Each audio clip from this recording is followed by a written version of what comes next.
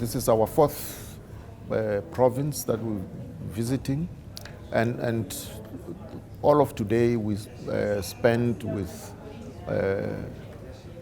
the board members of the Kgalema Trust, as well as Ms. Meridi House, who's a researcher and educationist and an activist. And we also had presentations from Professor Paulo Zulu and Xolani Dube, because this was essentially a roundtable in preparation and in anticipation of tomorrow's plenary session, where we will have community-based organizations, we'll have trade unions and organized business, and other, members of civic society.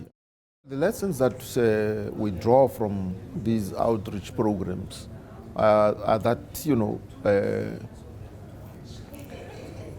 people share with us their lived experiences, and we have the responsibility and task of linking that to relevant legislation or absence thereof, because the manner in which they raise the problems are not, couched in legalistic language as such, but it's really based on lived experience. And also that, the sizes of the venues are limiting, because we can only have this number and not more. But, we would have loved to interact and listen to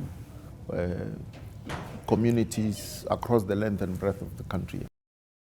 The KZN is slightly different from other provinces in the sense that in other provinces you have, when you look at the land question, for instance, the land is owned by the state. And in this province, the Kgalema Trust was established, and the King Zwelithini is the sole trustee, but to assist him with the administration, there's a board that was established. And so the fact that we interacted with the board members has really helped a great deal, because I've no doubt in my mind that in tomorrow's plenary sessions, members of communities will be alluding to the Kgalema Trust on an ongoing basis here.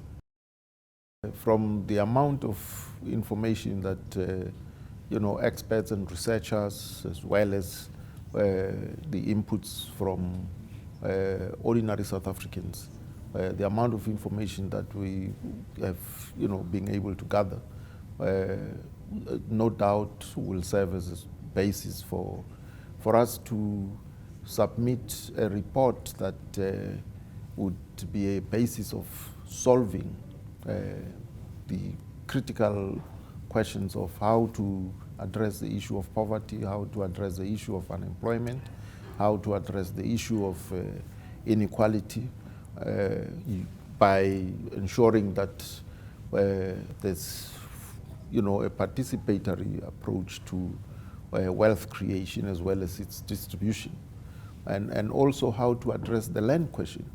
As you know, that the process of dispossession, going back, from the early days of colonization and the impact of the Native Land Act of 1913 with regards to land ownership.